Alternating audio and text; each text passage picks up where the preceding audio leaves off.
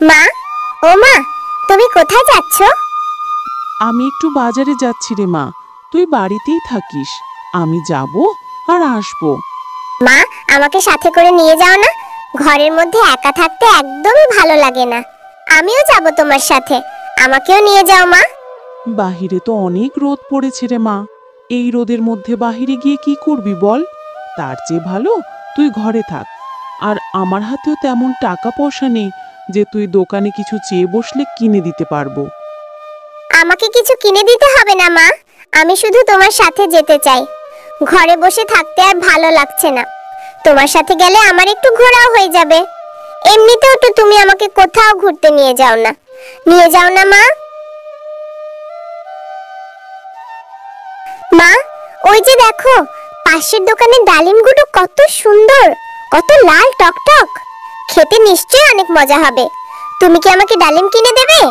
টিয়া, এই জন্যই তোকে সাথে করে আনতে চাইনি, জানতাম তুই কিছু না কিছু দেখে বায়না ধরবি। আমার কাছে যে টাকা ছিল সব বাজারেই খরচ হয়ে গেছে, আর ওই ডালিমগুলো তো বাঘিনী ভাবির দোকানের, সে টাকা ছাড়া কিছুই দেয় না। দেখি ওকে বলে পারি কিনা। বাঘিনী ভাবি, হাফ কেজি ডালিম দিবে না গো? আমার মেয়ে অনেক বায়না ধরেছে, হাতে টাকা নেই, বাজার করতেই সব শেষ, বাকিতে দিলে দুদিনে দিয়ে দেব। কি বললি শেফালি, বাকিতে ডালিম দেব? আমি কোনো বাকিতে কিছু বিক্রি করি না। আর তুই গত 2 বছর ধরে আমার ভাড়া ঠিকমতো দিস না, আবার এসেছিস বাকিতে ডালিম খেতে? আগে আমার ভাড়া শোধ কর, তারপর কথা বল।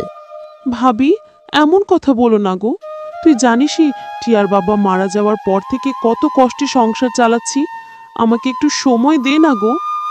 না, এবার আর হবে না, আজই আমার বাড়ি ভাড়া দিবি, না হলে আমার বাড়ি ছেড়ে যাবি। বাঘিনীর এমন কঠিন কথা শুনে শেফালি ও টিয়া মন খারাপ করে বাড়ি ছেড়ে দেয়। তারা আশ্রয়ের খোঁজে এখানে ওখানে ঘুরতে থাকে। মা, আমি আর হাঁটতে পারছি না, আমার খুব কষ্ট হচ্ছে মা। আমার জন্যই বাঘিনী কাকি তোমাকে এত কথা শুনিয়েছে। আমি আর কখনো ডালিম খেতে চাইবো না মা। না রে মা, তুই কাঁদিস না, আমাদের এমনই পোড়া কপাল, আমিও আর হাঁটতে পারছি না। বাঘিনী ভাবি বাড়ি থেকে বের করেছে, কারণ আমি ভাড়া দিতে পারিনি রে মা। তোর বাবা মারা যাওয়ার পর থেকে কত কষ্টে সংসার চালাচ্ছি, ভাড়া কোথায় থেকে দিব রে মা? মা, আমার ভীষণ ক্ষুধাও পেয়েছে। আর একটু ধৈর্য ধর রে মা, দেখবি আল্লাহ ঠিক কোনো ব্যবস্থা করে দেবেন।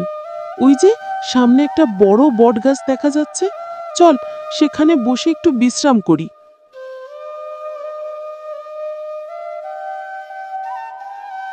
মা, দেখো, গাছটা মনে হচ্ছে কথা বলছে। এর অনেক কষ্ট হচ্ছে মনে হয় মা, গাছটাকে একটু পানি এনে দাও না মা। তুই ঠিক বলেছিস রে মা, আমি এখনই পানি এনে দিচ্ছি।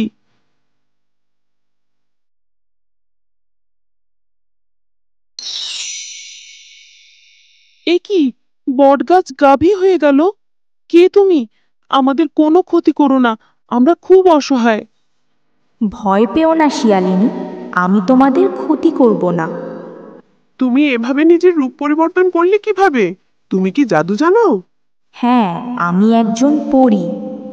একদিন পরী জগৎ থেকে এই বনে ঘুরতে এসেছিলাম। এক দুষ্টু জাদুকর আমাকে তার সাথে যেতে বলেছিল।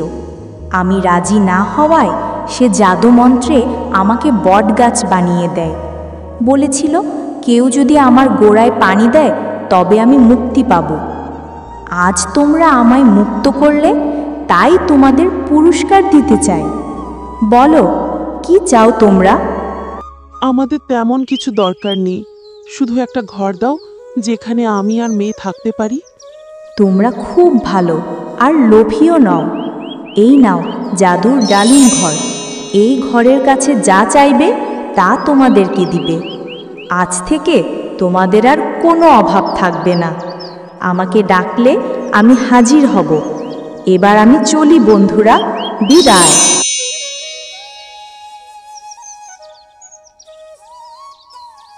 হ্যালো বন্ধুরা, গল্পটি যদি ভালো লেগে থাকে চ্যানেলটিকে সাবস্ক্রাইব করে দাও এবং পাশে থাকা বেল আইকনটিতে প্রেস করে দেও। আর প্রতি সপ্তাহে নতুন নতুন ভিডিও দেখার জন্য আমাদের পাশেই থেকো। ধন্যবাদ।